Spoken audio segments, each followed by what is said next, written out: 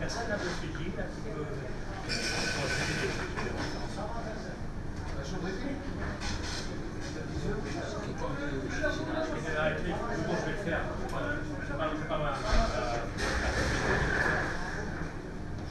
Tu leur demanderas.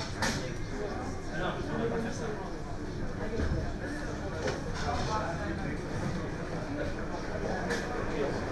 Je voulais savoir si c'est un garçon.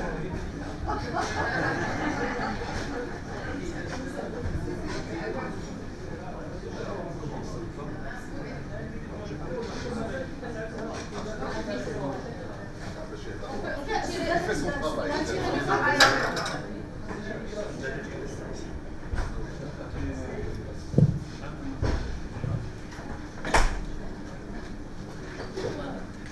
On va faire un atelier on va faire un atelier Doppler cervical et intracrânien. C'est bien qu'on a un patient qui est majeur et qui n'est pas parfait, comme vous l'avez vu. Voilà. Donc cet examen, il sert à voir les axes cervico-encéphaliques. Et les gens qui s'arrêtent, je sais que c'est votre cas, la majorité des cardiologues s'arrêtent beaucoup. C'est une erreur, parce qu'il y a chez les patients hypertendus ou diabétiques, ou des familles de diabétiques, le Maroc et tout le monde, plus de plaques en intracrânien que dans la population générale. Dès que vous associez hypertension au diabète ou famille de diabète, vous avez de l'athérosclérose intracrânienne, pas obligatoirement de sténose. En tout cas, de l'athérosclérose. C'est important dans cette population qui associe hypertension et diabète, on a près de 8 à 10% de patients avec des pathologies intracrâniennes. Donc, comment est-ce qu'on commence? D'abord, on est très peu nombreux, donc c'est parfait. Il faut que vous sachiez que c'est un atelier, ceux qui ont l'habitude, complètement interactif. C'est-à-dire que vous pouvez m'arrêter au milieu de mes démonstrations et me dire, moi, j'ai pas compris ce que vous venez de dire, et je voudrais que vous répétiez ou que vous m'expliquiez différemment. Et deuxièmement, j'aimerais qu'on... non, vous ne pas. Moi aussi, j'ai le même problème. Et j'aimerais qu'on centre l'atelier... Ma femme non. Et qu'on centre l'atelier sur les problèmes que vous avez. Par exemple, je sais que la vertébrale, pour certains d'entre vous, est difficile en V3, mais même en V2 pour d'autres, l'ostium. Je sais que la carotide intracrânienne, la carotide interne, pas intracrânienne, cervicale, haute, est difficile à avoir. Donc on va commencer. Je vais vous montrer quelques petits trucs. Ne tournez pas la tête. Donc déjà, moi, je demande aux patients de ne pas tourner la tête pour qu'ils gardent leurs repères anatomiques normaux. Quand vous vous mettez sur la carotide commune, par voie antérieure, vous avez, ici, voilà, vous avez la flèche.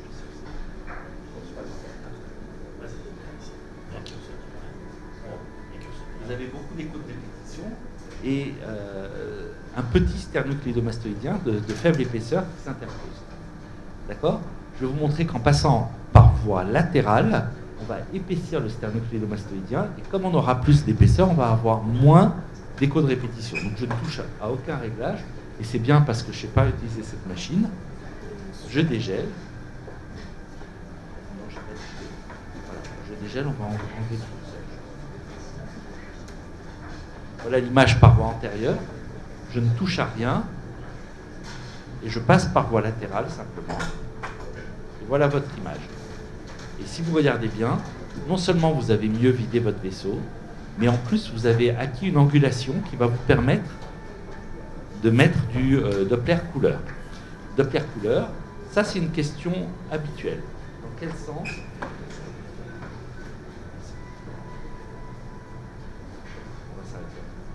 Dans quel sens est-ce qu'il faut mettre le Doppler couleur? Est-ce que vous savez le faire?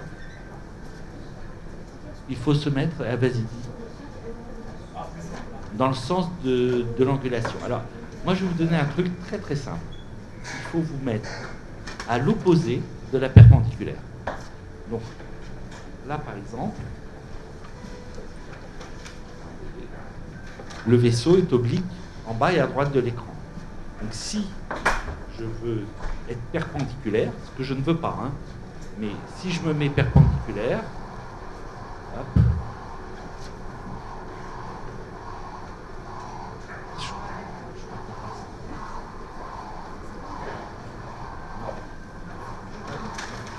je vais être oblique en bas à gauche. Ça fait que la correction angulaire.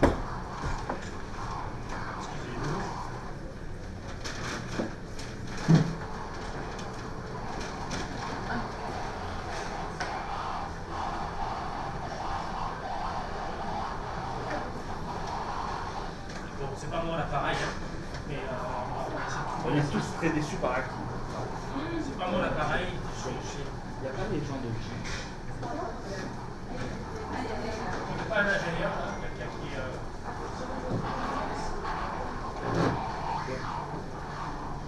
Je veux anguler pour me mettre en oblique en bas à gauche. C'est pas ça, inclinaison. Ah, si. Voilà. Voilà. Voilà, donc Donc là, regardez. regarde, voilà, tac, voilà, c'est inclinaison ici. Voilà. C'est bon. Donc là, je suis perpendiculaire au vaisseau. Donc quand je suis perpendiculaire au vaisseau, c'est facile.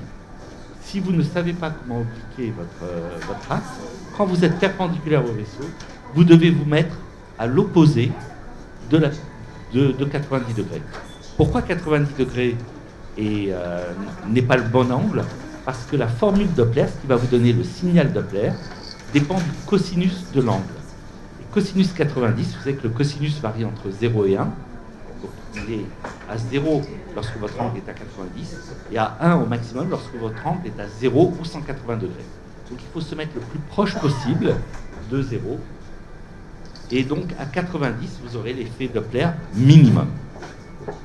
Donc là, on a vu qu'il fallait être oblique en bas et à gauche de l'écran pour être à 90. Donc la bonne angulation, ça sera d'être à l'opposé de ça. Et on va se mettre ici.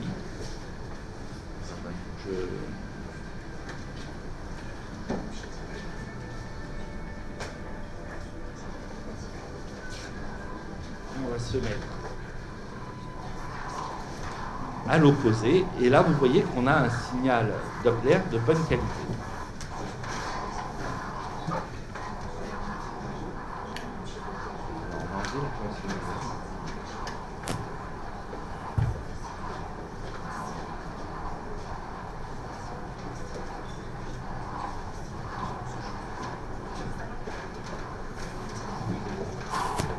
Alors maintenant, une fois que vous avez votre spectre, comment je ne n'y a pas un update. Une fois que vous avez votre spectre, vous devez comprendre ce qu'il vous donne comme information.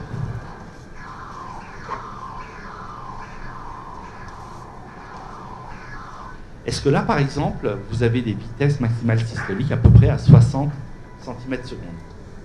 Est-ce que vous pensez que c'est le cas? Non, ce n'est pas le cas. La machine vous donne une mauvaise information parce que vous n'avez pas fait votre correction angulaire. Retenez que vous n'aurez des informations en vitesse qui vont vous servir pour les sténoses en valeur absolue et en rapport de vitesse, carotide interne sur carotide commune, que quand vous aurez fait vos corrections angulaires. Avant, la machine vous a donné une mauvaise information, elle est indiquée ici en centimètres secondes, mais en réalité ce sont des hertz. Vous ne passez en centimètres secondes qu'après avoir fait une correction angulaire. Est-ce qu'on peut refaire la correction angulaire? Ok.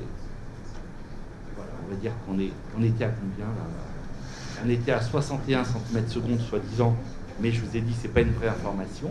Quand on fait une correction angulaire à peu près correcte, on passe à 112 cm/s. Et donc là, vous avez une vitesse réelle dans la carotide commune de 112 cm/s. Il faut bien retenir que tous vos critères de sténose, est-ce que vous vous en souvenez des critères de sténose?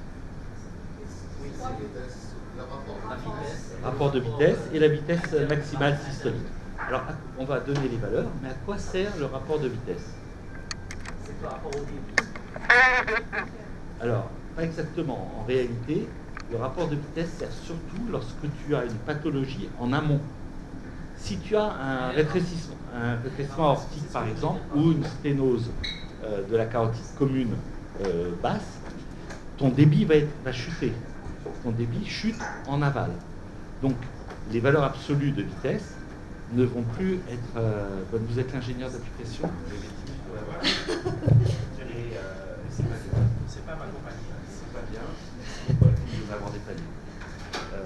Il y a des gens qui étaient là en avance. Donc, vos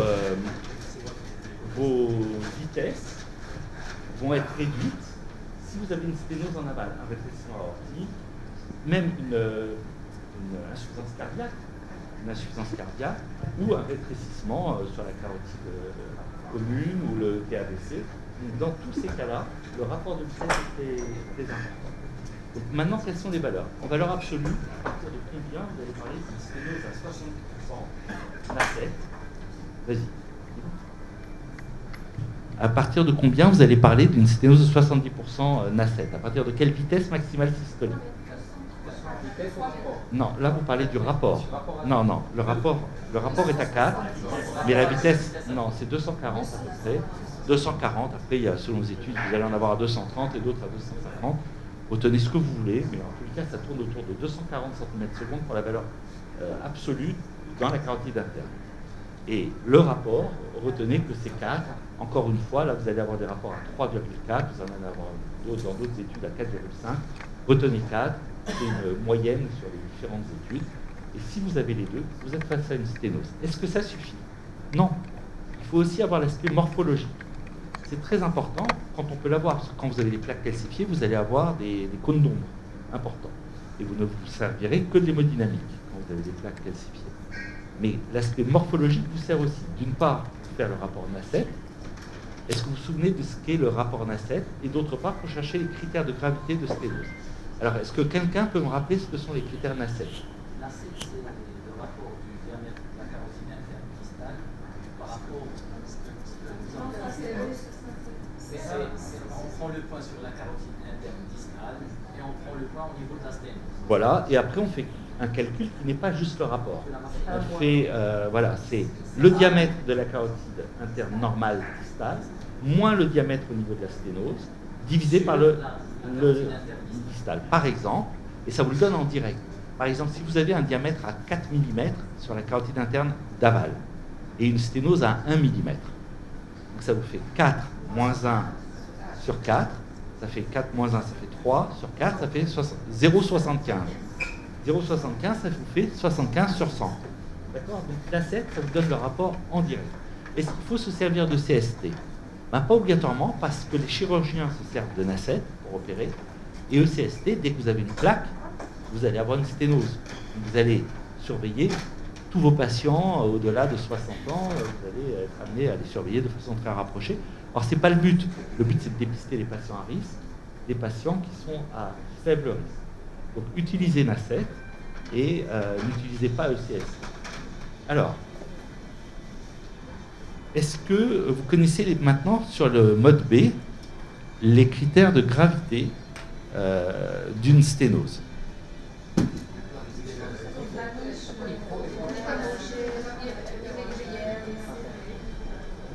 Voilà. Les ulcérations sont des facteurs de risque et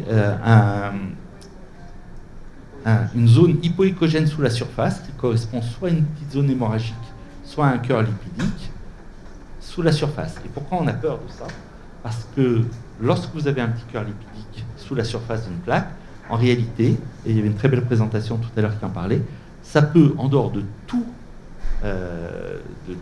problème hémodynamique, se rompre et se déverser dans la circulation en aval. Donc c'est ça qui est responsable d'accident embolique, d'AVC embolique. Vous avez deux mécanismes vasculaires, on parle bien vasculaire, pas cardiaque, d'AVC. Soit vous avez un rétrécissement et ça vous donne à un moment, le débit est maintenu très longtemps de part et d'autre d'une sténose, mais à un moment le débit chute. Quand le débit chute, eh bien vous avez un risque hémodynamique. Et vous l'avez d'autant plus que nos patients qui ont des sténoses sont hypertendus, donc ils prennent des traitements antihypertenseurs et on essaye de faire baisser leur tension qui fait baisser le débit. Donc ça, c'est la première cause.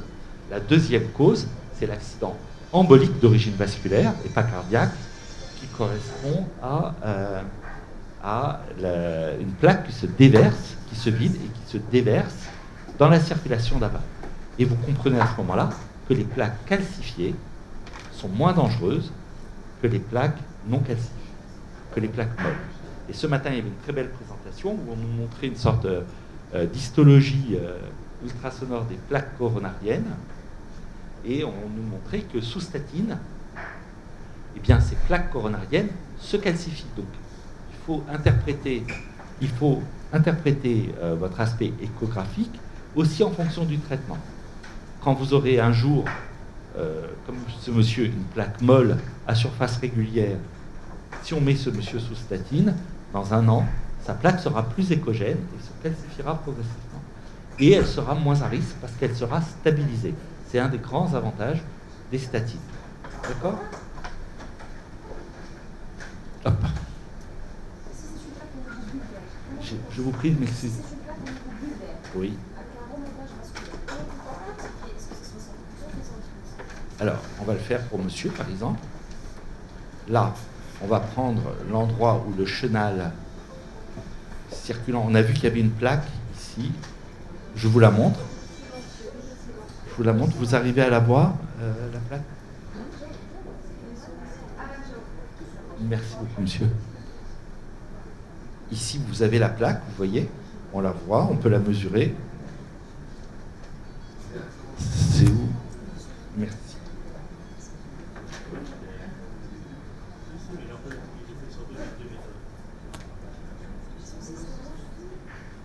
Donc on peut mesurer la plaque, ça peut être une indication pour la surveillance plus tard, parce que comme vous l'avez entendu peut-être ce matin, les plaques, surtout au niveau du cœur, peuvent régresser, mais au niveau du cou, c'est moins la règle, mais ça arrive.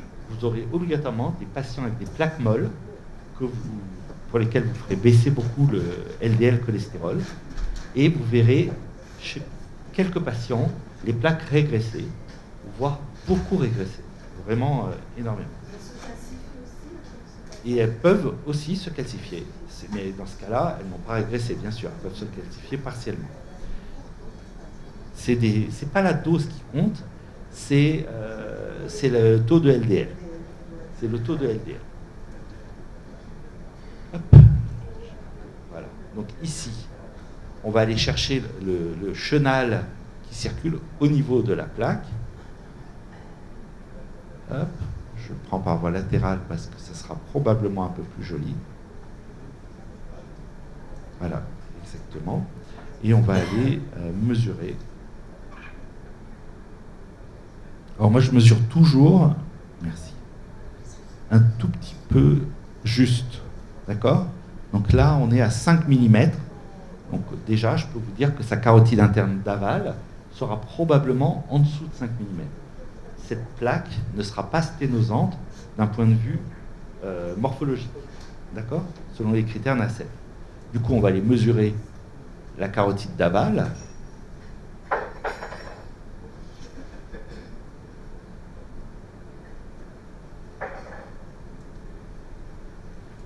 Merci.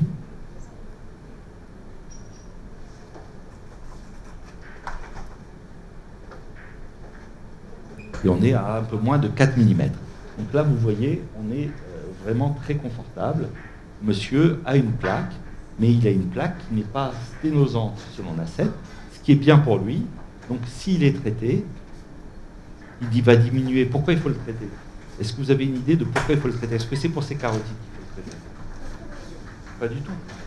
En fait, ces carotides, là, elles ne sont pas inquiétantes. Mais il faut le traiter quand même parce que sa carotide, son bulbe carotidien est le reflet de son athérome général.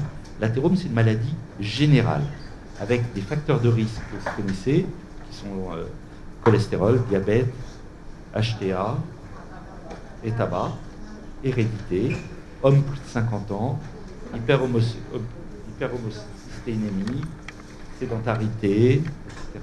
D'accord ? L'alcool. Donc, là, on a un reflet de son athérome général. Donc, ce qu'il a au niveau de son bulbe, il l'a peut-être aussi au niveau du cœur, au niveau des jambes. Est-ce que vous avez une idée des facteurs de risque neurovasculaires, c'est-à-dire carotide et intracrânien, on l'a dit au tout début de l'exposé, les facteurs de risque principaux neurovasculaires. HTA, diabète. Donc vous avez des patients, par exemple, dans les bilans pré-pontage, qui n'ont ni HTA, ni diabète, ni cholestérol, qui ont fumé 5 paquets par jour, voire par heure, et qui ont des coronaires absolument épouvantables. Il faut compter, on est très inquiet, eh bien leurs carotides peuvent être normales. Il faut vraiment comprendre que les facteurs de risque neurovasculaires, ça va être HTA et diabète. D'accord ? Ça, c'est vraiment très important. Et ils sont potentialisés par le tabac, par l'hypercholestérolémie, par la sédentarité, par l'hérédité, etc. Ils sont potentialisés. Mais ce qui va vous donner les pathologies neurovasculaires, les AVC, c'est principalement HTA, diabète, en sachant que l'HTA est en plus, surtout associé à l'alcool, responsable d'AVC un peu particuliers, qui sont des AVC hémorragiques. Hémorragie, dans les AVC ischémiques, on a les AVC dans un territoire artériel systématisé, et les AVC lacunaires, mais l'HTA associé à l'alcool est un vrai facteur de risque d'AVC hémorragique. L'HTA associé à l'alcool ou seul, l'HTA mal contrôlé, est un facteur de risque d'AVC hémorragique. Pour parler d'AVC, est-ce que vous avez une idée du ratio homme-femme sur les AVC? Est-ce que les femmes font plus d'AVC ou moins d'AVC que les hommes? Plus. Les femmes ont une chance sur 8 de faire un cancer du sein dans leur vie. Elles ont une chance sur 4 de faire un AVC. Mais quand on parle d'AVC, non mais attention, parce qu'on peut y réfléchir et prévenir. Quand on parle d'AVC, on parle de tous les AVC artériels, et pour ça, les femmes sont à peu près à égalité avec les hommes. Ce qui se rajoute chez la femme, c'est les accidents veineux, les thrombophlébites cérébrales. D'accord? Et ça fait partie des AVC. C'est pour ça qu'on dit elles ont le double, parce que ça fait partie réellement des AVC.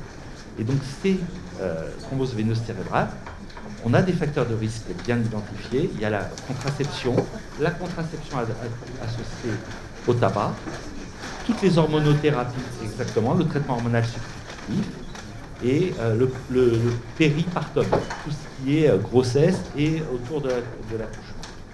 D'accord? Donc soyez très attentifs à ça.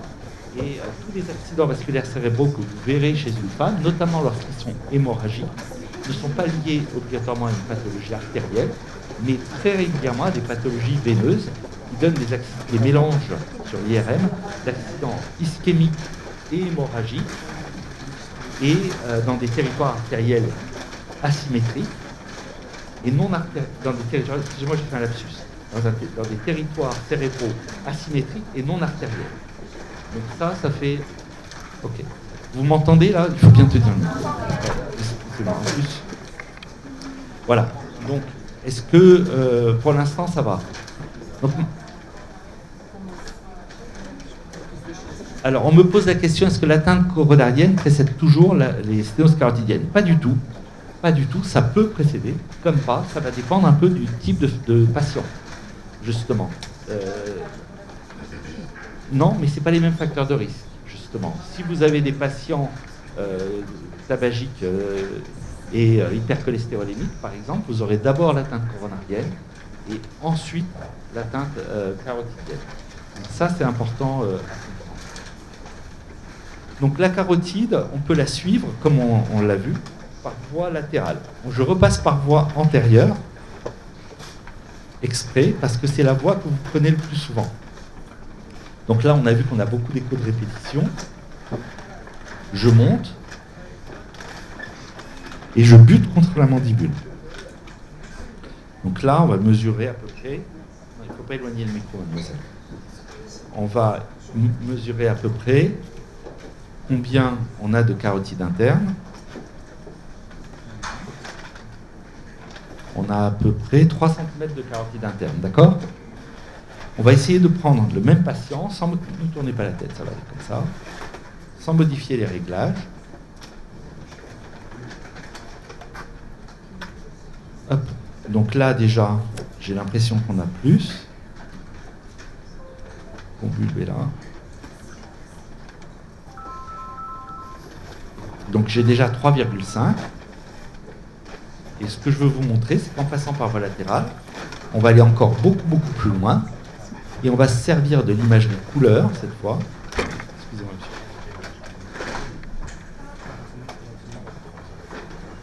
Je veux bien mettre là. Et je voudrais la voir. Bougez pas, c'est là.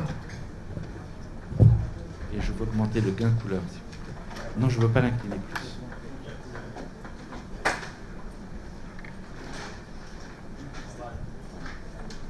Non, je le veux là, et je veux juste du gain.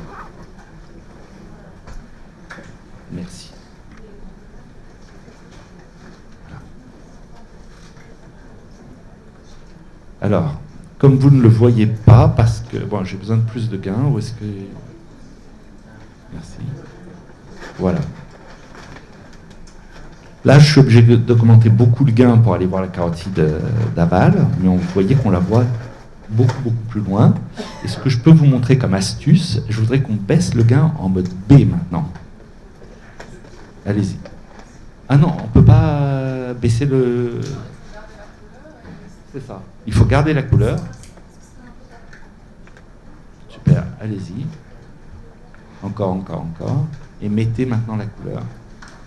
Et normalement, comme il y a une compétition permanente entre le gain couleur et le gain en mode B, vous améliorez votre image en mode B. Donc quand vous montez très haut sur la carotide, là on est au moins à 5 cm, quand vous montez très haut sur votre carotide par voie latérale, vous arrivez jusqu'à la base du crâne, et il faut baisser le gain en mode B, qui de toute façon ça ne vous sert à rien parce que vous n'avez pas vraiment d'imagerie de la paroi, pour remplir au maximum en couleur. Alors, à quoi ça sert d'aller voir sous la base du crâne la carotide? Est-ce que quelqu'un peut me dire? Non, là, la V4, c'est sur la vertébrale. Je parle de la carotide. Est-ce qu'il y a des pathologies? On a vu que... Oui, bravo, j'ai entendu. Il faut vous rappeler que l'athérome survient au niveau des bulbes carotidiens. D'ailleurs, pourquoi est-ce que ça survient au niveau des bulbes carotidiens, l'athérome? Parce qu'il y a des turbulences. En réalité, on a des turbulences sur tous les bulbes de l'organisme, et d'ailleurs, ces bulbes disparaissent.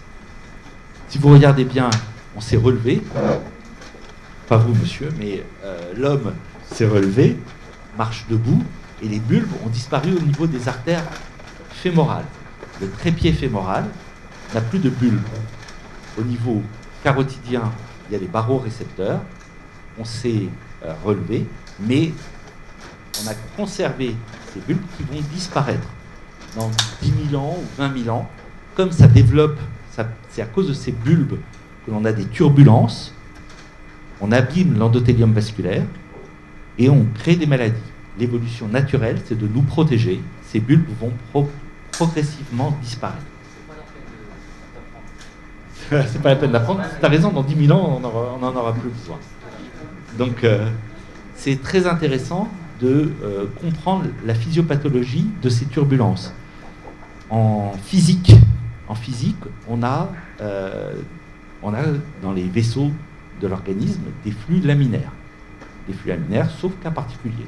On ne va pas en parler aujourd'hui, mais certains d'entre vous m'ont déjà entendu exposer sur les différents types de flux.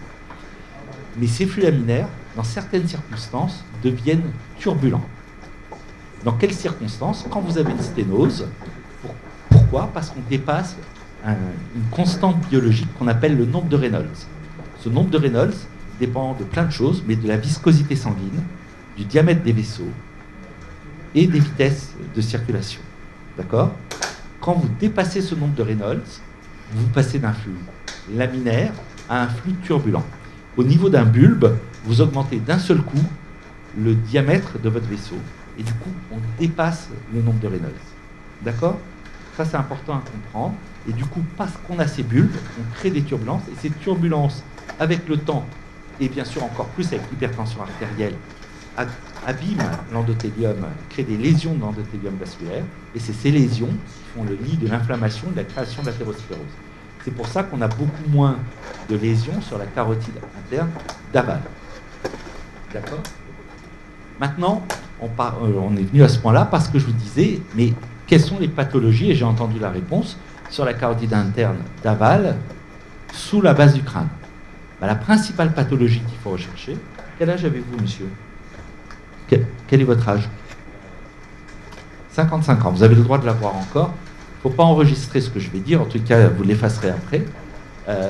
La principale pathologie de la carotide interne d'aval, c'est la dissection carotidienne. La dissection carotidienne porte extrêmement mal son nom. Ça n'a rien à voir avec la dissection de l'aorte. Il s'agit plutôt, l'équivalent au niveau de l'aorte, c'est l'hématome intramural de l'aorte. Donc, ce que vous devez comprendre, c'est que vous avez un hématome dans la paroi de l'aorte. Et soit cet hématome est sous-adventiciel, dans ce cas-là, le calibre de l'aorte augmente beaucoup, soit cet hématome est sous-intimal, et dans ce cas-là, le diamètre de la lumière va rétrécir. Et très souvent, on a une association des deux, sous-adventiciel et sous-intimal, et bien sûr, on a un calibre augmenté et une lumière qui diminue. Mais vous comprenez d'un seul coup pourquoi on a des symptomatologies parfois très différentes d'un patient avec une dissection à l'autre. Quand vous avez une augmentation du calibre de l'aorte, ça va étirer les plexus nerveux sympathiques et ça va être responsable de votre Claude Bernard Horner. Plus vous avez des patients avec un Claude Bernard Horner marqué, finalement, moins ils sont à risque vasculaire parce que la dissection est sous-adventicielle et augmente énormément le calibre de l'artère. Et quand l'hématome est sous-intimal, malheureusement, ceux-là vont rétrécir le calibre de l'artère, la lumière de l'artère, et on va avoir une vraie sténose qui va se compliquer de turbulence et d'agrégation plaquettaire et de thrombose. D'accord? C'est bien clair? Donc la dissection de carotide est une pathologie, et c'est ça que je ne veux pas que vous écriviez, mais je veux que vous l'entendiez, du sujet de moins de 65 ans. Vous ne verrez jamais de dissection de plus de 65 ans. On ne doit pas dire jamais, c'est pour ça que je ne veux pas que vous l'écriviez, vous n'en verrez jamais. On ne sait pas pourquoi, mais ça n'existe pas. Et donc quand vous aurez un aspect d'hématome dans la paroi, augmentation du calibre d'une artère, dans la paroi de la carotide interne, au-delà de 65 ans, retenez que votre premier diagnostic à retenir, c'est une artérite. D'accord? Avant 65 ans, vous pouvez avoir bien sûr malheureusement une artérite ou une dissection. Mais après 65 ans, c'est toujours une artérite. D'accord? Donc vous faites votre bilan d'artérite. Ne vous trompez pas. D'accord? Ne retenez pas. Et alors, en imagerie, maintenant, on a des séquences qui permettent d'affirmer l'artérite. C'est ce qu'on appelle les séquences sang noir. Vous avez le sang qui apparaît noir. Et puis, vous injectez votre gadolinium. Et vous voyez la paroi qui se rehausse, ce qui n'est jamais le cas exactement, l'inflammation de la paroi, ce qui n'est jamais le cas, bien sûr, d'une plaque ou d'une dissection d'un hématome. D'accord? Donc, on est monté, je vous ai montré que la voie latérale vous permettait d'aller très très haut sur la carotide, et à quoi ça sert d'aller chercher très très haut chez les patients jeunes la carotide. Et vous avez vu que par voie en coupe longitudinale, on peut, selon l'angle, ne pas voir la plaque que l'on voit très bien en coupe transversale. Donc il faut toujours faire un balayage transversal, suivi. Comment? Il faut augmenter le gain. Allez-y. Donc, il faut toujours faire un balayage transversal des bulbes avant de faire un balayage longitudinal. Et selon l'axe dans lequel vous êtes, vous allez voir plus ou moins la plaque. Là, on ne la voit pratiquement pas. Là, on la voit. Vous voyez, ça dépend un peu de l'endroit où vous êtes. Voilà, donc je vous ai montré la carotide, c'est très bien. Je vous ai montré. Merci beaucoup, monsieur. Oui. Est-ce que vous avez remarqué la façon dont il tient la sonde? Là, il a mis Alors, je tiens la sonde il a mis sa sonde comme ça. sur le sternocléidomastoïdien par voie latérale et ensuite, je ne sais pas ce que tu veux. Voilà. Et- Tout à l'heure, je regarde, regardez comment il tient la sonde. Voilà. Et il pose son poignet juste ici. Ah oui, je pose mon avant-bras sur la poitrine du patient. Ça, je ne veux pas que l'examen soit fatigant. Voilà. Je suis âgé, toujours fatigué. Ma femme me voit en forme le soir pour faire le ménage, le repassage. Donc, je me repose toujours pendant mes examens. Donc on a vu la... Comment?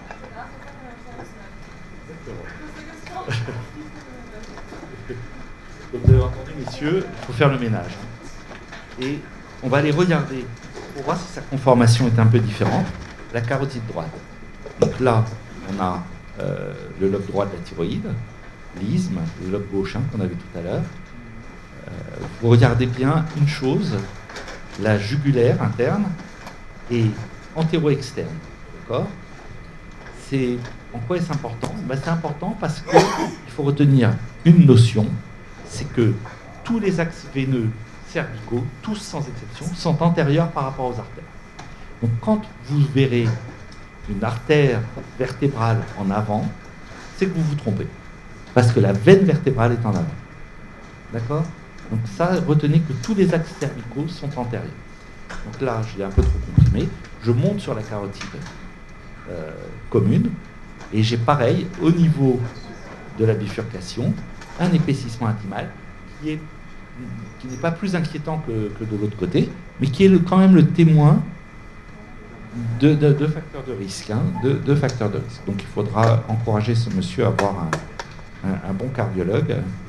Et si vous regardez bien, on est exactement comme de l'autre côté, sauf qu'on a une image intéressante, c'est qu'on a un pseudo-éperon. Là, vous avez le curseur. Une flèche, vous n'avez pas ? D'accord. Donc ici, vous avez la plaque qui est un peu plus saillante. On a un aspect de pseudo-éperon. Et vous savez que les éperons, là on sait que c'est de l'athérome parce qu'il en a de l'autre côté, sinon c'est difficile de faire la part des choses, mais que les éperons peuvent être responsables d'AVC du sujet jeune. C'est une pathologie qui commence à être connue et qui commence à être étudiée. Il y a en France une étude qui s'intéresse à ça actuellement, et ça fait partie des facteurs de risque d'AVC du sujet jeune à paroi saine, puisque c'est pas de l'athérome. Mais là c'est un pseudo-éperon. Quel est l'autre facteur de risque d'AVC d'origine artérielle à paroi saine? Est-ce que ça vous dit quelque chose si je vous parle de mégabulbes? Il y a comment? Les mégabulbes, ce sont des bulbes souvent quadrangulaires qui sont très très larges et longs et qui ressemblent, pour ceux qui surveillent des patients après endartériectomie, à des carotides post-endartériectomie quand vous avez un patch d'élargissement. Et pourquoi est-ce que c'est responsable d'AVC? Exactement, ça stase, c'est très bien. Le flux, comme le diamètre est élargi, ralentit, puisque votre débit dépend du diamètre et de la vitesse. Si votre diamètre est large, c'est votre vitesse qui va diminuer. Et comme c'est large, vous avez des turbulences en plus. Donc vous avez l'association de vitesse basse et de turbulence. Ça crée des agrégations plaquettaires et c'est responsable d'AVC thrombotique, qu'on met cette fois sous anticoagulant habituellement, thrombotique sur paroi saine. C'est important de le savoir parce que ces mégabulbes sont plus fréquents chez le patient africain. Donc c'est important quand vous avez un patient de... Non, c'est pas, il n'y a pas de chiffre malheureusement dans les études, mais tu le reconnaîtras instantanément. Ça ressemble vraiment à un aspect post-endartériectomie. Et d'ailleurs, j'ai déjà eu un débat avec un chirurgien ici il n'y a pas longtemps sur ce qu'on doit faire comme endartériectomie. En réalité, il y a des chirurgiens qui faisaient des endartériectomies extrêmement larges, en se disant, plus ce sera large, moins l'athérome va se développer. Mais en réalité, ces patchs d'élargissement-là très très larges se thrombosent plus. Donc aujourd'hui, on fait des patchs d'élargissement un peu plus petits, un peu moins gros, pour retrouver un aspect de bulbe physiologique, pas trop large, parce qu'on sait qu'on a moins de turbulences et des vitesses qui restent relativement élevées. Et en plus, après une endartériectomie, on a de toute façon tous les objectifs LDL, cholestérol des patients vasculaires, et le risque de développement de l'athérome est beaucoup plus faible que si on n'avait pas.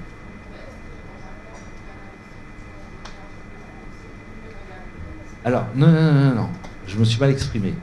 Quand vous avez un mégabulbe, il n'y a pas besoin de donner des anticoagulants. C'est malheureusement un facteur de risque d'AVC, mais on ne peut rien faire. On attend l'AVC, mais tout le monde ne fait pas un AVC. C'est une cause rare d'AVC à paroi saine, du sujet jeune à paroi saine. J'entends pas. Et il n'y a pas de prise de cardégique ou d'anticoagulant à donner. Il faut juste avoir des bonnes... ne pas être déshydraté. Voilà. D'accord ? Donc, si vous regardez bien, on peut monter exactement de la même façon. Je passe par voie latérale et on monte très très très très haut. On va mettre là, ici. On peut monter très très haut. C'est la carotide externe. Sur la carotide interne, très largement au-dessus du bulbe. Excusez-moi, je vous ai fait mal, monsieur. Ok, donc on a fait la carotide. Je voudrais vous montrer, même si tout le monde ne fait pas l'artère ophtalmique, je pense qu'aujourd'hui, on n'est pas obligé de faire l'artère ophtalmique quand on fait du transcrânien.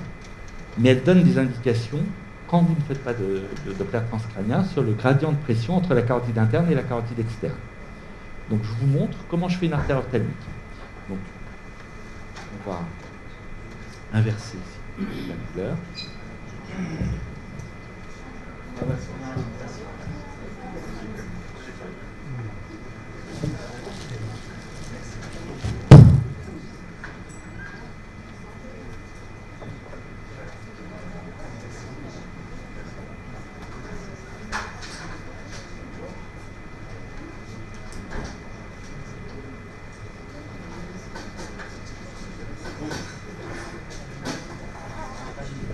Donc, on ne rajoute pas de gel. Pourquoi ? Parce que si vous rajoutez du gel sur la sonde, le gel va passer sous la paupière. Vous aurez trop de gel. Donc, je prends juste ce qu'il y avait sur le cou, là, de façon précédente. Fermez les yeux, une seconde, sans cligner des yeux. Et ici, regardez. Si vous voulez savoir dans quel sens elle circule, le bleu est vers le haut, donc se dirige vers la sonde. Donc, on peut l'inverser. On va mettre le rouge vers la sonde. Et je suis au-dessus du nerf optique, l'artère. Je vais augmenter le gain. L'artère ophtalmique croise le nerf optique par-dessus le nerf, voilà, par le dessus, et a un spectre plutôt, vous pouvez nettoyer, merci beaucoup, plutôt de carotide externe. Mais il y a des moments où vous allez avoir des spectres de carotide interne avec un sens physiologique. En quel cas ? Eh bien, lorsque vous aurez une inflammation, de l'œil ou de l'orbite, vous aurez une hyperémie et vous aurez des spectres beaucoup moins résistifs avec une diastole beaucoup plus élevée sur votre artère ophtalmique. D'accord ? Donc, si j'avais eu une artère ophtalmique inversée, mais avec ce spectre-là, qu'est-ce que ça aurait signifié ? Non, ça aurait signifié que vous avez un gradient de pression en faveur de la carotide externe. Simplement. Mais ça n'aurait pas signifié que c'est la carotide externe qui supplée. Pour ça, c'est le territoire qui fait le spectre. Pour dire qu'une artère supplée, il faut que son spectre soit celui du territoire. Donc pour dire qu'une artère ophtalmique supplée, il faut qu'elle soit inversée et que son spectre soit celui d'une carotide interne. Je vais vous remontrer le spectre de carotide interne. Donc là, vous gardez dans l'œil le spectre de carotide externe de monsieur. C'est quoi votre prénom ? Mustapha. Moi, c'est Jean. Levez bien le menton, s'il vous plaît. Voilà.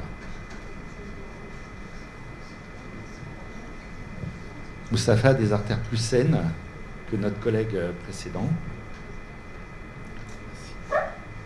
Hop.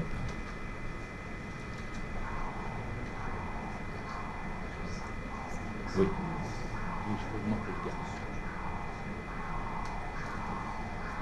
Vous voyez, là, on a typiquement un spectre normal de carotide interne. D'accord ? Est-ce que vous savez pourquoi le spectre d'une carotide externe est plus résistif que le spectre d'une carotide interne ? Parce qu'il a des ciné musculaires et que les muscles, pas seulement, hein, il y a les muscles, il y a la peau et il y a les glandes, thyroïde, sublinguale, sous-maxillaire. Mais le muscle est un territoire résistif parce qu'il a des réserves en glucose et en oxygène, et donc une arrivée intermittente de sang lui suffit. Alors que le parenchyme cérébral ne résiste pas du tout à une ischémie Et tous les organes viscéraux résistent très mal à l'ischémie. C'est pour ça qu'on a des ischémies myocardiques, des ischémies rénales, des ischémies et mésentériques, exactement. Et donc, le cerveau a besoin d'un apport continu en oxygène et en glucides. D'accord? C'est pour ça que vous avez un spectre systolo-diastolique. Je veux bien le curseur, la flèche. Merci. Non. Je sais que vous êtes tous cardiologues, donc bon, je vais utiliser ça. Ici, la petite incision, incisure protodiastolique, vous savez à quoi elle correspond? Elle correspond à la fermeture des sigmoïdes aortiques. Donc, à la fin de la systole, au début de la diastole, vous avez une fermeture des sigmoïdes aortiques et donc une dépression dans l'aorte, une dépression dans la colonne aortique. Et donc, comme vous avez une dépression, vous avez une ébauche de reflux. C'est ce qu'on voit là, dans tous les vaisseaux artériels de l'organisme. Mais comme les valves sont étanches, vous allez avoir, alors, ça remonte et ça repart, d'accord? Quand vous avez une insuffisance aortique, vous allez avoir, vous permettez que j'ouvre votre chemise, monsieur? Vous allez avoir une diastole qui va être plus faible puisqu'une partie du sang rentre dans le ventricule, d'accord? Et vous allez le reconnaître très facilement.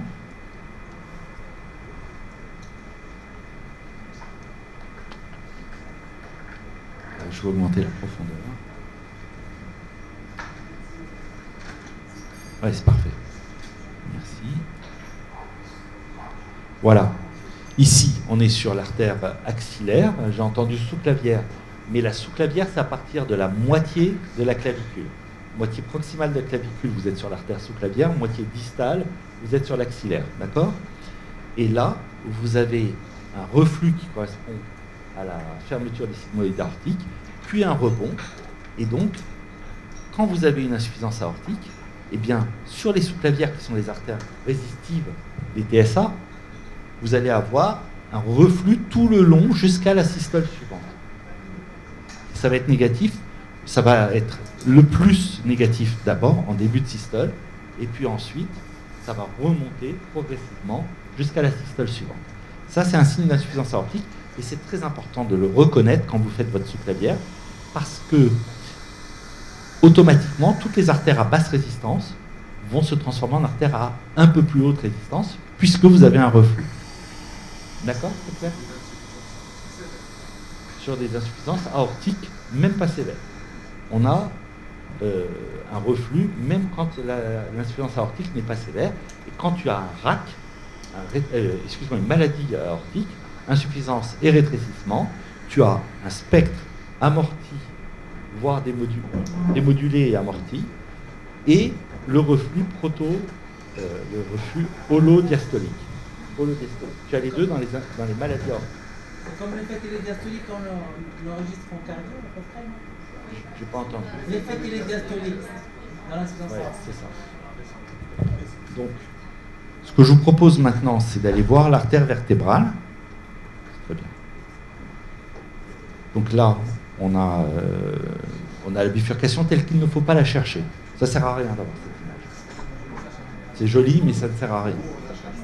Ouais, mais vraiment, c'est une perte de temps. Concentrez-vous pour... C'est joli. La profondeur. Voilà. Donc, là, on va continuer sur les artères vertébrales. L'artère vertébrale, c'est une artère qui vous pose parfois des difficultés. Il ne faut pas, parce que c'est l'artère la plus facile sur un segment, sur le segment V2. C'est l'artère la plus facile à trouver. Pourquoi? Parce qu'elle est fixée dans l'os. Et l'os ne va pas bouger.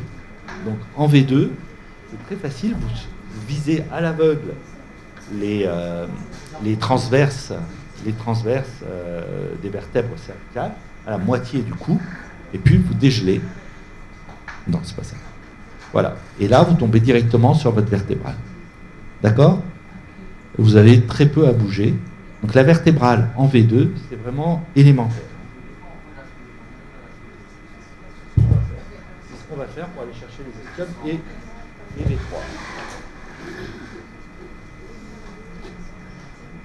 Donc là, on va refaire la même chose. Vous pouvez mettre même votre main monsieur très musclé. C'est Schwarzenegger que j'aime.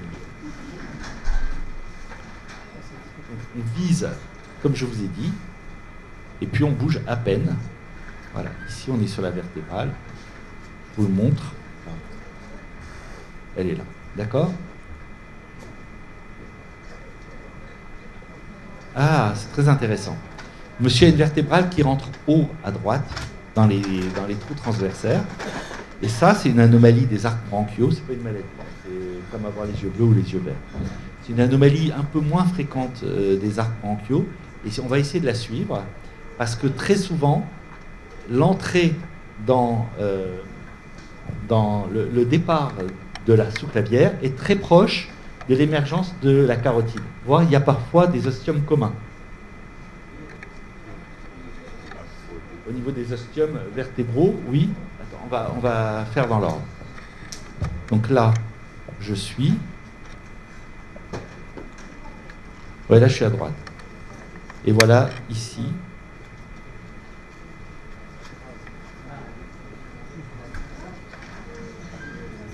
Voilà, elle naît de la carotide commune. Non, le TABC, il est là. Attends. Voilà. Vous voyez ou pas ? Elle naît de la carotide commune. Ce qui est fréquent, pas rare dans ces anomalies qui sont plutôt rares. D'accord ?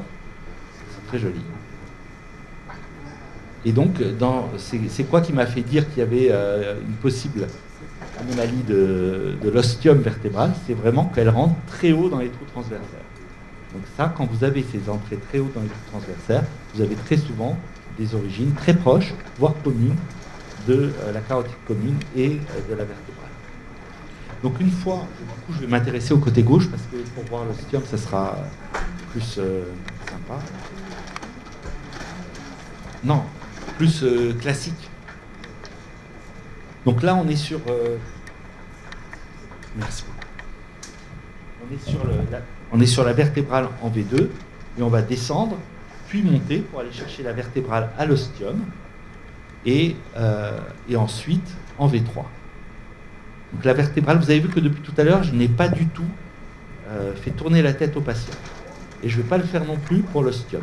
En revanche, en V3, il faut faire tourner la tête du patient. Donc là, je vais suivre l'artère vertébrale en V2. Ici, je suis en V1.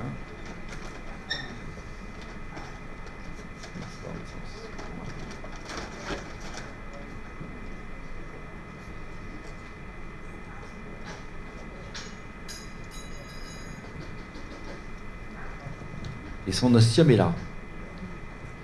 Alors, comment est-ce qu'on peut le prouver que son ostium est là ? Alors déjà, visuellement, vous voyez que la sous-clavière, qui a un flux systolique pur, disparaît. Le remplissage systolique disparaît, alors que sur la vertébrale, il persiste. Mais on peut aussi aller le prouver. Je vais bien inverser. Voilà. Ici, je suis sur la sous-clavière. Et là, je suis sur la vertébrale et j'ai un flux systolo-diastolique parce que l'artère vertébrale va donner du sang à un territoire parenchymateux. L'artère vertébrale avec l'artère vertébrale de l'autre côté se réunissent pour former l'artère basilaire. Et cette artère basilaire dessert tout le cervelet et les lobes occipitaux du cerveau sustentoriel. D'accord ? Est-ce que jusque-là, ça va ? Super. Donc on a vu... Oui. Alors, on ne va pas le regarder chez lui, parce que justement, c'est le mauvais exemple, mais on va le regarder immédiatement après chez quelqu'un d'autre qui va me prêter son pouls pendant une minute. Il y a un volontaire, je vois que vous levez la main, vous voulez prêter votre pouls ?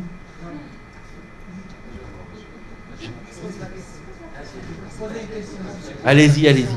Je voulais juste savoir si le flux de l'artère vertébrale est toujours systolique sur tout son trajet, ou bien dans la partie proximale, il est un peu plus résistif parce que je crois qu'elle abandonne des artères musculaires, non ? Bravo. C'est exactement ça. C'est comme une carotide primitive, l'artère vertébrale. C'est-à-dire c'est un territoire mixte en bas, et plus on monte, plus les artères musculaires sont lâchées, plus le territoire va devenir principalement parenchymateux. D'accord ? Donc là, je reprends la démonstration pour aller voir cette fois en V3. Et je vous ai dit tout à l'heure, non, c'est dans l'autre sens, qu'il faut faire tourner la tête, exactement. Hop. Donc, tournez la tête vers moi, s'il vous plaît, monsieur. La vertébrale en V3, elle est sous la mastoïde.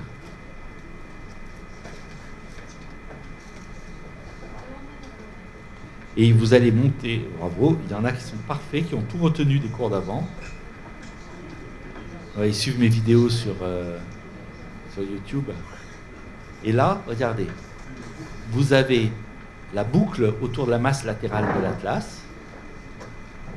Ma sonde est oblique. Là, je veux bien que tu fasses une photo avec moi pour montrer la position de la sonde. Et la sonde, le haut est tourné vers le nez. Et vous avez la boucle avec un segment qui se dirige vers la sonde, l'autre qui fuit la sonde, et entre les deux, comme on tire à 90 degrés, eh ben, on n'a pas de signal Doppler. Vous avez passé sur YouTube, monsieur. Si vous pouvez nous chanter une chanson, tenez. The Voice. Et voilà. Donc, pour le cervical, globalement, on a fait le tour. Moi, je veux bien... quelle était la question qui m'a dit on va passer le TABC? Je veux bien avoir quelqu'un d'autre pour vous montrer comment on a le TABC. Quelqu'un me prête son coup 1 minute. Alors, je vais vous réutiliser, je veux bien que vous le leviez. Je vous reprends dans 1 minute.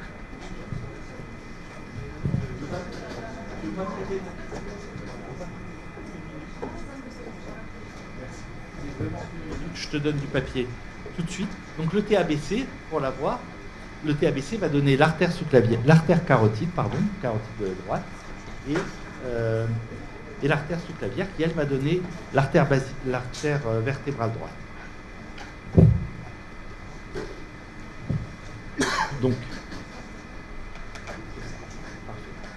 Donc ici, très belle thyroïde, hein, magnifique, des artères saines, ce sont des jumeaux. Et donc, on se met en transversale à droite, puisque le TABC n'existe qu'à droite. À gauche, l'artère carotide naît directement de la crosse, sauf variante anatomique de la normale, elle naît de la crosse, et l'artère vertébrale naît de l'artère sous-clavière. La sous-clavière naissant aussi de la crosse. Donc à droite, je descends en transversale, je descends, et puis à un moment, je vais avoir un obstacle, et je becque dans le creux susclaviculaire. Je veux bien la flèche cette fois. Donc, ici, j'ai la carotide commune. En amont de la carotide commune, c'est le tronc artériel brachiocéphalique. Et juste en aval, c'est l'artère sous-clavière avec l'artère vertébrale qui parle. C'est le tronc qui est en amont de... D'accord? J'ai répondu à vous. Il ne faut pas inverser la sonde, il faut avoir des rapports anatomiques habituels. Hein. Moi, je fais toujours l'examen de la même façon. Hein. Et pour le transcrânien, vous allez voir, je fais l'examen toujours dans le même sens. Que ce soit à droite ou à gauche, je fais l'examen dans le même sens. Je te remercie.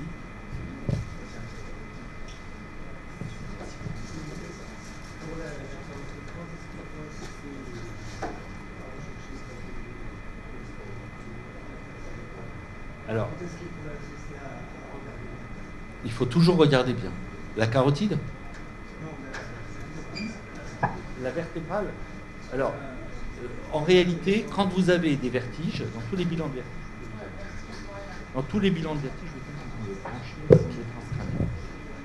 de vertige, d'insuffisance vertébro-basilaire, surtout si c'est à l'effort, puisqu'on a des vols vertébraux sous-clavier, soit vertébro sous-clavier, soit carotido-vertébraux sous-clavier, dans tout ce qui est... Donc, il faut la regarder dans toutes les pathologies qui orientent vers les troubles de la vision. Donc, tout ça, c'est vertébral qu'il faut regarder de V0 à V4. On va voir V4. Mais dans le reste des cas, quand c'est un bilan standard, recherche d'athérome, par exemple, bilan de facteur de risque cardiovasculaire, je je vous encourage à rechercher l'ostium, puisque c'est là qu'il y a le plus de sténose athéromateuse, et V2. Centrale de la rétine. Alors, les occlusions, les vertébrales. Les occlusions de l'artère centrale de la rétine, c'est une cause artérielle carotidienne. Hein. C'est pas une cause vertébrale. Donc, et bien sûr, vous n'avez pas le droit de faire un examen cervical sans avoir vu les vertébrales. Vous ne pouvez pas faire un examen de la carotide gauche, ça n'a strictement qu'un sens. Il faut faire obligatoirement l'ensemble des axes, et un accident visuel peut-être lié à une pathologie carotidienne si vous avez une origine directe de l'artère cérébrale postérieure, ce qu'on va essayer de voir là, à partir de la carotide. Il y a 10% de la population pour lesquels l'artère cérébrale postérieure normalement née du tronc basilaire, née de la carotide. Donc, chez 9 patients sur 10 avec un accident ischémique occipital, vous allez avoir une pathologie vertébro-basilaire. Et chez un patient sur 10, et ce n'est pas négligeable, c'est une pathologie carotidienne. Et ça change tout. Parce que si vous avez une sténose à 50% de la carotide avec un accident occipital et une origine fétale, cette sténose, elle n'est pas asymptomatique, alors qu'en théorie, elle le serait. C'est une sténose symptomatique et on la prend en charge comme une sténose symptomatique. Vous aviez une question ? La quantification des sténoses vertébrales, est-ce que vous utilisez la méthode du diamètre de la sténose sur le diamètre fétal? Alors non, j'utilise vraiment une seule technique pour la quantification des sténoses des artères vertébrales, parce que c'est très difficile, parce qu'il y a beaucoup de variantes anatomiques de la normale sur les vertébrales, et il y a une adaptation aussi, comme on a une vertébrale contralatérale. Si vous avez une sténose d'un côté et que l'autre vertébrale prend le relais en totalité, vous allez avoir une adaptation du calibre de la vertébrale malade qui va diminuer de taille. Donc ce qu'il faut regarder, c'est s'il y a une sténose ostiale par exemple, et comment est le spectre en aval. S'il est démodulé ou amorti ou les deux, cette sténose est hémodynamique en aval. D'accord ? Donc moi, je n'utilise pas de critères. C'est une pathologie. L'occlusion de l'artère centrale de la rétine n'a rien à voir avec la vertébrale. C'est de la veine centrale de la rétine. On nous demande des Doppler carotidiens parce qu'on pense que c'est un problème de microcirculation, mais c'est jamais prouvé. Hein. Nous, on est dans une fondation, on a 7 services d'ophtalmologie, donc on en a plein, mais on n'a jamais trouvé d'article qui prouve qu'il y a des facteurs de risque artériels à l'occlusion veineuse de...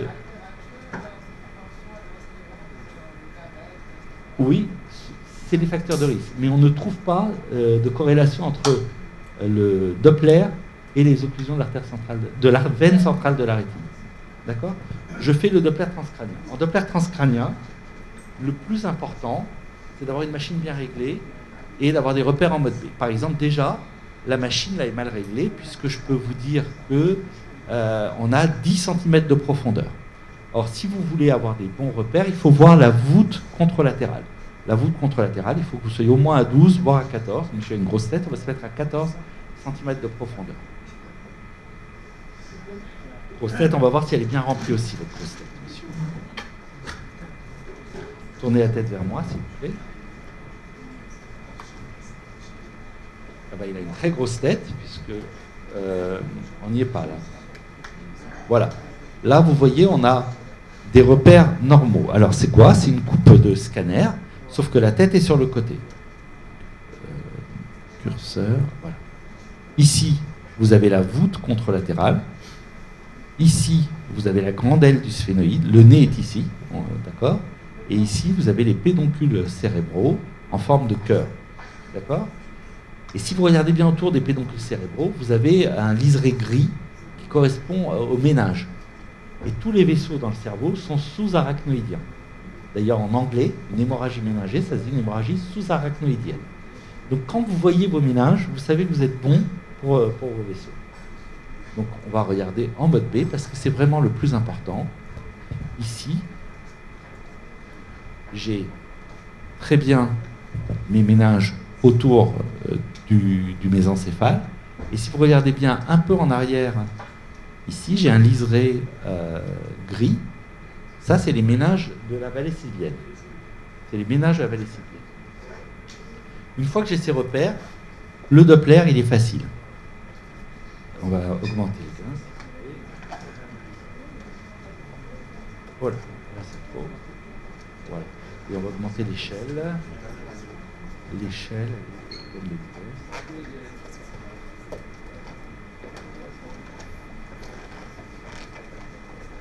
Non, ça c'est... Si, c'est bien. Excusez-moi, non, pas bon la gamme. Voilà, on va se mettre là. Et donc, là, vous avez la terminaison de carotide. Quand je monte, vous avez l'artère cérébrale moyenne et le début de ses branches de division. Et si vous regardez bien, quand je monte encore, vous avez ici des petites branches qui reviennent en bleu. C'est les branches dans l'insula qui reviennent, et la plus grosse qui va en arrière, c'est l'artère du pli courbe. Et c'est des branches qui vont aller desservir le cerveau. Donc ça, c'est essentiel. Et puis en avant, excusez-moi, j'ai dit en avant, mais c'est en arrière, c'est autour du mésencéphale, vous allez avoir l'artère cérébrale postérieure. D'accord ? Je becque tout doucement vers le haut. Toutes mes coupes sont axiales. Je ne fais pas de coupe coronale, on pourrait en faire, hein, mais je ne fais pas de coupe coronale, je ne fais pas de coupe sagittale.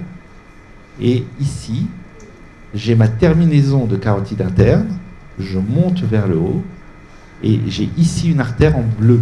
J'ai une artère en rouge qui va vers la sonde, c'est l'artère cérébrale moyenne. Une artère en bleu qui fuit la sonde, c'est l'artère cérébrale antérieure.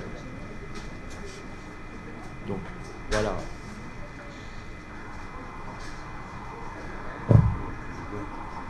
Je veux...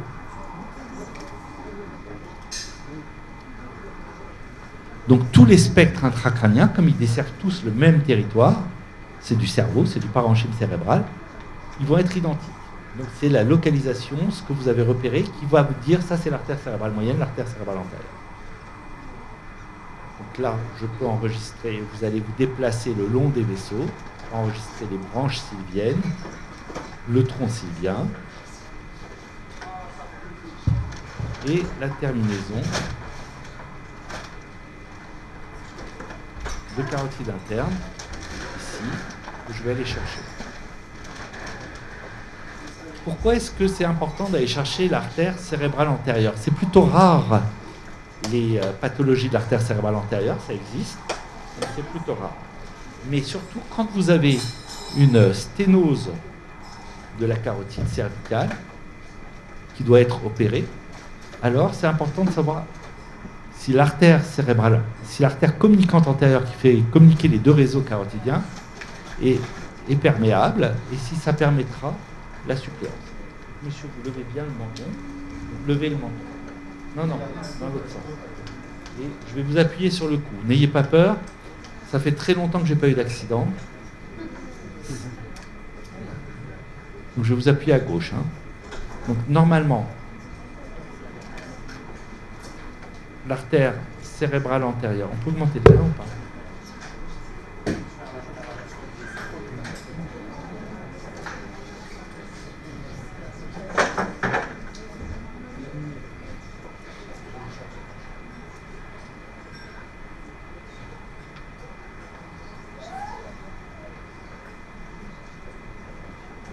Un peu moins.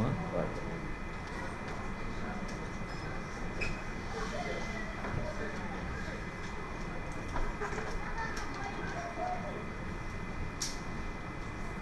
Vous avez vu ce qui s'est passé ou pas ? J'ai comprimé, j'ai enregistré l'artère cérébrale antérieure qui fuyait la sonde. J'ai comprimé la carotide commune du même côté. Pourquoi ? Pour voir s'il y a une communication entre la carotide droite et la carotide gauche. J'ai bouché la carotide gauche expérimentalement et je voulais voir si le sang pouvait venir de droite. Qu'est-ce qu'on a observé ? Donc, finalement, on a observé une inversion du spectre. Donc, monsieur a une communicante antérieure gauche, une communicante antérieure. J'ai dit gauche, mais c'est une communication antérieure. Donc, il a une communicante antérieure. D'accord ? Il n'a pas, par exemple, d'hypoplasie d'un segment 1. Il a vraiment une vraie communication entre les deux réseaux carotidiens. On va voir maintenant s'il a une communicante postérieure. La communicante postérieure, elle va du siphon carotidien en C1 et elle va vers la cérébrale postérieure. Et cette artère, elle est perpendiculaire au tir ultrasonore, donc on ne la voit pas. Pour l'étudier, on va enregistrer la cérébrale postérieure et on va faire la même manœuvre. On va comprimer pour faire chuter le débit dans la carotide commune et dans la carotide artère, et on va voir si le spectre augmente dans la cérébrale postérieure en P1.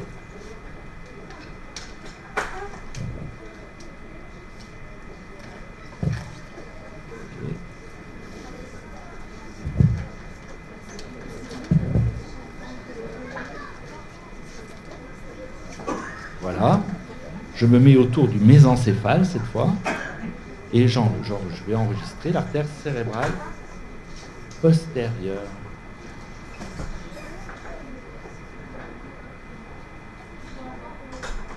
Donc là, je suis en P1. Non, ne contractez pas.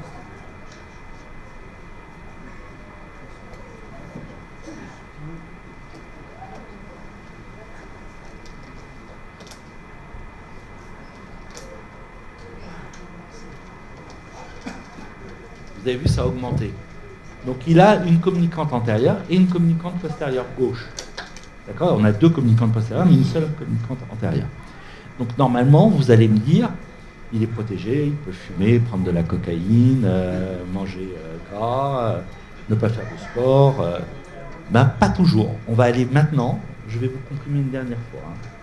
On va aller maintenant enregistrer l'artère cérébrale moyenne en distalité sur les branches sylviennes, et on va faire la même chose, les manœuvres de compression, et on va voir si ça sert à quelque chose.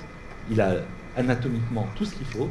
Est-ce que ça sert à quelque chose? Je sais qu'il y a quelqu'un dans la salle, ou qui a disparu de la salle, qui a tout ce qu'il faut, parce qu'on l'a testé il y a 2 jours, mais tout le monde n'a pas des artères efficaces.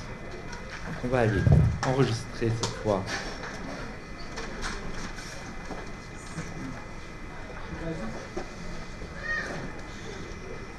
On va aller enregistrer la portion distale .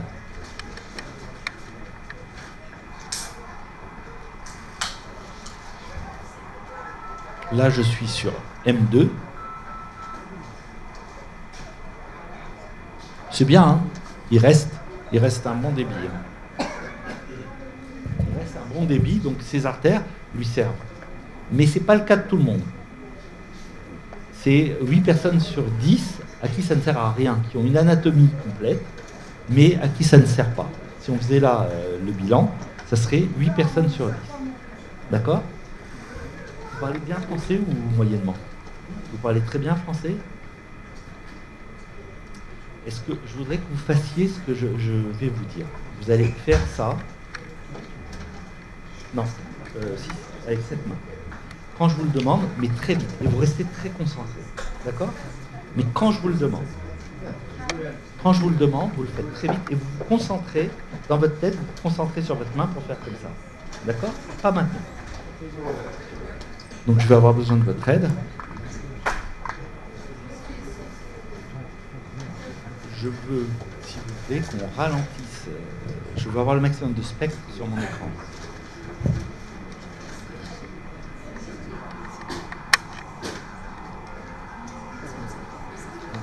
C'est bien, ça c'est parfait. Donc, allez-y monsieur, très vite. Plus vite. Stop. Vous avez vu comme ça a augmenté? Vous voyez la variation?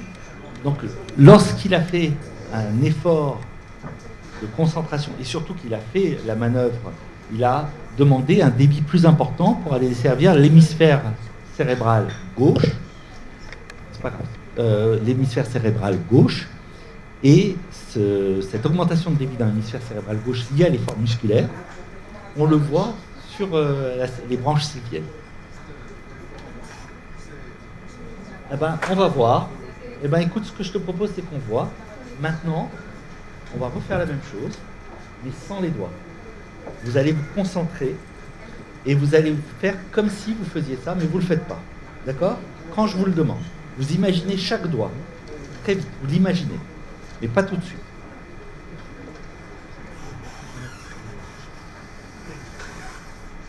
Oui, merci. Attendez. Allez-y, concentrez-vous.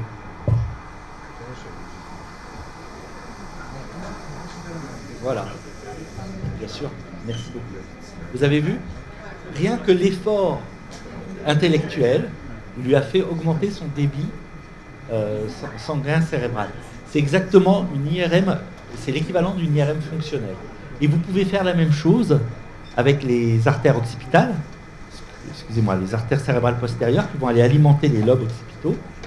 Les artères cérébrales postérieures, elles, vont être sujettes, elles vont augmenter leur débit lorsqu'il y aura une stimulation lumineuse. Stimulation lumineuse intermittente, un film avec beaucoup d'agitation, un jeu vidéo, etc. Ça fait augmenter le débit sanguin cérébral. Donc je voulais vous montrer ça, parce que je l'ai montré il y a 48 heures à quelques collègues, et ça les a beaucoup fait rire. Et c'est vraiment passionnant.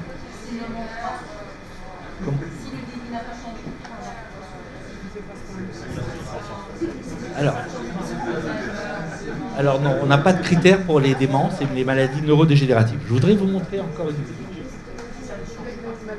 Et ça ne change pas, c'est qu'il ne se concentre pas assez. C'est la faute du patient. Parce que, voilà. Il y a pas, le cerveau fonctionne comme ça. Donc, je voudrais vous montrer autre chose.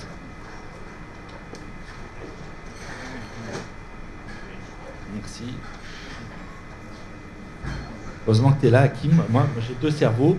J'ai Hakim et le mien. Et quand je suis à Paris, j'ai aussi celui de ma femme, qui est beaucoup mieux que celui d'Hakim, bien sûr. Donc, on va refaire une manœuvre de compression. Donc, je vous dis quand je comprime.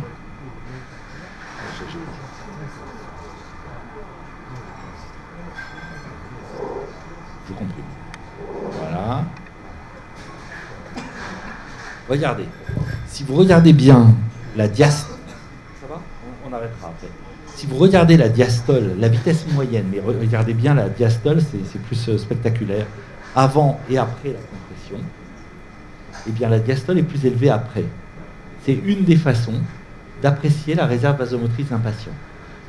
Pourquoi ? Parce que s'il était en ischémie chronique, s'il avait déjà une sténose intracrânienne, une sténose cervicale, qui fait que son lit d'aval, ses capillaires cérébraux sont déjà dilatés. Il n'aurait plus la possibilité de les dilater plus, on aurait un spectre au déclampage identique à celui d'avant. Là, le fait qu'il ait encore la capacité de s'ouvrir, d'ouvrir les capillaires cérébraux, montre qu'il n'a aucun souci et que ça marche bien. Son cerveau est bien desservi. Et ça peut vous permettre de faire la différence quand vous avez un patient qui vient pour une sténose cervicale. S'il n'y a pas de démodulation d'aval, s'il y a une démodulation d'aval, c'est une urgence, puisqu'il y a un risque d'accident hémodynamique. S'il a des hits, des petits signaux emboliques, c'est un risque. Mais s'il a en plus pas de démodulation d'aval, pas de hits et une réserve vasomotrice qui n'est pas compromise, alors vous pouvez l'adresser tranquillement au chirurgien. Il n'y a pas d'urgence. Tout ça, ce sont des critères qui vont vous permettre de jongler avec les degrés d'urgence pour intervenir sur vos sténoses. D'accord ? Et quand vous avez une CO cervicale, les manœuvres de compression, on ne les fait pas systématiquement. On les fait quand vous avez une CO cervicale. Ça ne sert à rien chez le patient tout venant. D'accord ? Je voudrais vous montrer une autre voie de transcrânien. Sur le bord du...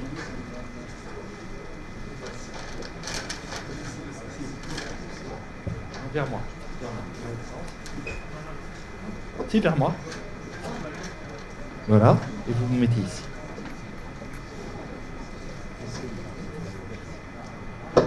Donc là, on va faire... on va chercher la voie occipitale. Donc en mode B. Vous ne voyez pas obligatoirement, on n'a pas des repères aussi précis que pour la fenêtre temporale. Mais en réalité, les deux artères vertébrales croisent se réunissent en avant de la jonction bulbo-médulaire. Alors vous allez me dire, mais comment je reconnais la jonction bulbo-médulaire? Et c'est ça que je veux vous montrer. Donc on a des petits repères en mode P. Je voudrais diminuer le gain.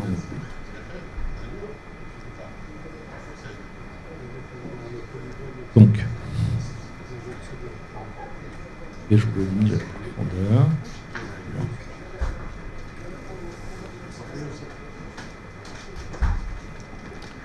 Donc regardez, ici je descends très très bas sur le rachis cervical et je passe au travers des disques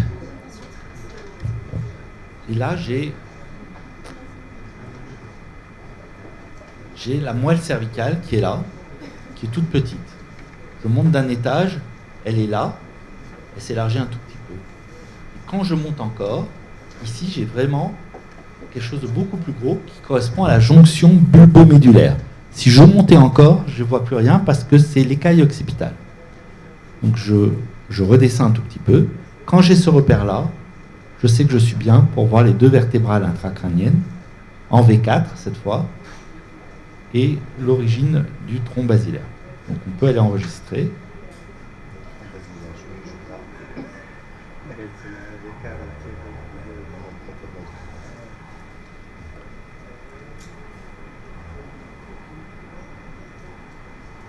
Vertébrale gauche, vertébrale droite, et une fois qu'elles sont réunies, on a l'artère basilaire à son origine. D'accord? Ça c'est très important. Moi j'ai une question pour vous. Dans quelles circonstances, vous réfléchissez 2 minutes, parce qu'il y en a qui connaissent déjà la réponse probablement, parce que le niveau n'est jamais totalement homogène. Dans quelles circonstances je vais avoir une artère vertébrale bleue? Il y a 2 circonstances globalement. Et l'autre artère vertébrale, le plus souvent la gauche, rouge. Très bien. J'avais dit, réfléchissez 2 minutes. Donc on a dit le vol vértébro-sous-clavier, exactement, puisque la vertébrale droite, qui est en bleu, va donner le tronc basilaire et va desservir l'artère vertébrale gauche, qui elle va redescendre vers le bras, puisque le vol vértébro-basilaire est lié à une sténose ou une occlusion sous-clavière prévertébrale. Donc je vous ai dit qu'il y avait 2 causes. Quelle est la seconde cause dans laquelle vous allez avoir une artère vertébrale rouge? Et ça peut être à droite comme à gauche. Non, je parle des 2 artères vertébrales. Dans quelles circonstances l'autre vertébrale, au lieu d'être bleue et de fuir la sonde, va être rouge? Réfléchissez encore 1 minute, 30 secondes. Il y a quelqu'un qui a une idée ou pas? Ok. Vous donnez la langue au chat. Donc, c'est lorsque vous avez une thrombose cervicale qui ne remonte pas jusqu'en V4. Quand vous avez une thrombose cervicale, quand vous n'avez pas de thrombose cervicale, le débit va de bas en haut. C'est évident, et ça va rejoindre l'artère vertébrale contralatérale pour alimenter l'artère basilaire et les lobes occipitaux et le cerveau. Quand vous avez une thrombose vertébrale complète, ça va prendre V0, V1, V2 et V3 et V4. D'accord? Quand vous avez une thrombose vertébrale incomplète, et ça arrive très souvent, vous allez avoir V1, V2, V3, mais comme il y a un territoire à protéger au niveau du cerveau, c'est le territoire de la pica, de l'artère cérébelleuse postéro-inférieure, alors la vertébrale contralatérale va prendre le relais et la pica sera alimentée par la vertébrale du côté de l'occlusion, mais qui circulera à contre-courant, pour aller alimenter la pica, l'artère cérébelleuse postéro-inférieure. D'accord? Est-ce que c'est clair ça pour vous? On refera des ateliers, j'espère, avec des tableaux et c'est important. Parce qu'il y a des histoires d'anatomie, là, tout va très vite. Très bien. Il nous reste encore 10 petites minutes. Est-ce qu'on peut se concentrer sur les questions que vous avez? Est-ce que vous avez des questions ou est-ce que je continue sur ce que je veux?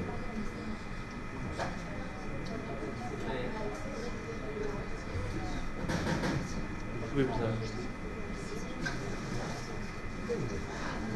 Dans quel cas? J'ai pas compris. Alors, est-ce qu'il est possible d'avoir un flux de carotide interne au niveau de la sous-clavière? Qui a une réponse à cette question? Un flux de carotide interne au niveau de la sous-clavière? Oui, c'est possible, mais pas dans des conditions physiologiques. Soit vous avez une fistule qui a été créée, une fistule pour la dialyse par exemple. Dans ce cas-là, vous allez avoir un spectre à bas débit puisque vous avez une fistule artério-veineuse.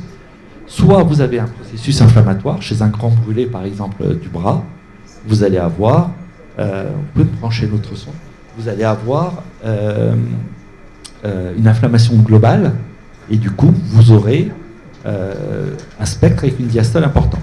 Il y a une troisième circonstance dans laquelle, exactement, quand vous avez une ischémie chronique du membre, ce qu'on va essayer de faire chez monsieur, Hakim, tu vas m'aider ou quelqu'un va m'aider, rapproche-toi avec la chaise.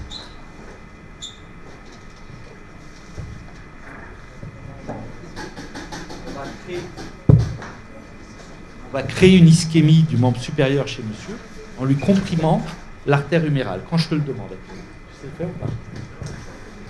Tu prends la face interne là et tu comprimes très très fort, pas tout de suite.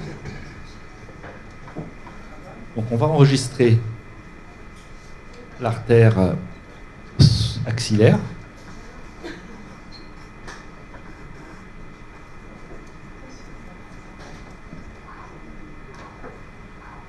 Je vais augmenter le gain. Ok, on est sur un spectre normal d'artère à destinée musculaire. Vas-y, comprime bien fort. Monsieur, vous faites comme ça, vous. Faites comme ça. Donc là, on fait quoi? On lui fait faire un effort. Du coup, il aurait besoin d'un peu plus de sang, sauf que Hakim, il lui comprime son artère humérale. Arrêtez, monsieur. Vas-y, Hakim, tu peux lâcher. Et du coup, elle devient moins résistive. Moins résistive. Et pourquoi? Parce que c'est la réponse physiologique du corps partout. C'est ce qu'on a vu aussi sur la compliance cérébrale tout à l'heure. C'est la réserve du corps. Qu'est-ce qu'il a demandé? Il a dit, le bras il pense en fait, tout seul. Il a dit, j'ai besoin de sang.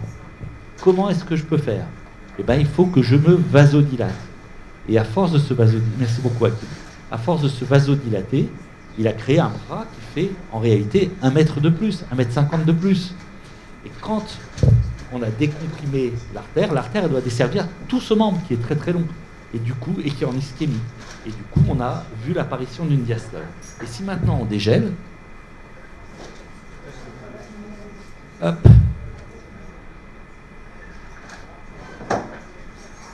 on est retombé sur quelque chose de normal. D'accord? Quand c'est constant, c'est pas normal. C'est qu'il y a un processus inflammatoire. C'est qu'il y a soit une ischémie chronique, et ça peut être lié à un... Oui, mais est-ce que on parle de quoi?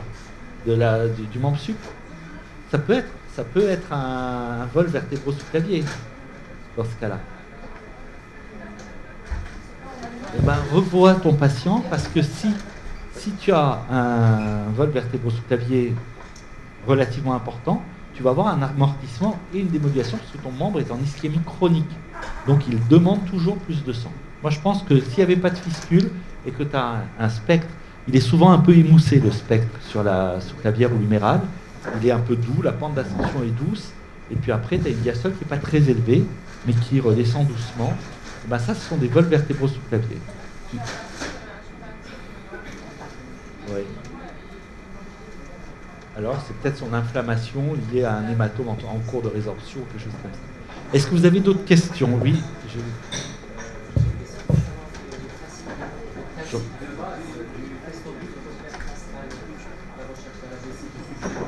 Alors, on ne recherche pas l'AVC avec le Doppler transcrânien. Ce qu'on cherche, c'est à faire le bilan de l'AVC. Et pour ça, il y a deux choses. Il y a tout ce dont on a parlé, c'est-à-dire le Doppler cervical avec la recherche de sténose, de plaque à risque, le Doppler intracrânien avec la recherche de sténose, mais dans le Doppler ou de suppléance déjà mise en place. Et dans le Doppler intracrânien, il y a une chose dont on n'a pas parlé, mais dans Leïla vous a parlé en mai ou en avril, je ne sais plus, c'est les hits. Les hits. Les hits, c'est quoi? Et là, je ne peux pas vous faire la démonstration sur les hits. C'est des accidents ischémiques, des petits emboles asymptomatiques. Et aussitôt que tu as des hits, que ce soit devant une sténose de carotide, au décours d'une thrombectomie, au décours d'une thrombolyse, au décours de ce que tu veux, dès que tu as des hits dans une artère cérébrale moyenne, c'est un facteur de risque majeur d'AVC. Donc vraiment, il faut retenir ça. D'accord? Avez-vous même un psoriasis inflammatoire, ça peut donner des basses résistances. Takayasu, ça donne autre chose, puisque le Takayasu donne des parois épaissies. C'est ça, exactement. Oui, dans la série des choses que vous devez savoir, mais là c'est le bout, je crois, et quelle heure j'ai ma montre. Dans la série des choses que vous devez savoir concernant le Doppler cervical et intracrânien, c'est qu'on peut faire aussi le diagnostic de maladie de Horton sur l'artère temporale, puisqu'on montre justement, comme dans le Takayasu, un halo qui, s'il est plus épais que 0,7 mm, est en faveur d'une artérite gigantocellulaire. Ce signe du halo, il est à rechercher avec des sondes de très haute fréquence. C'est pas avec ça, c'est avec des sondes obligatoirement au-dessus de 14 MHz. D'accord? Donc nous, on utilise même des sondes club de golf à 18, 20, 24 MHz. D'accord? Mais ça marche très bien. Et nous, on complète, et on a arrêté de faire des biopsies à la Fondation Rothschild, on complète l'écho plus l'IRM en sang noir, puisque comme c'est une artérite, on montre bien que lorsque vous avez une suspicion clinique, vous avez le signe du halo sur la traque temporale superficielle, et vous avez une prise de contraste de la paroi sur les séquences en sang noir, et on fait le diagnostic comme ça.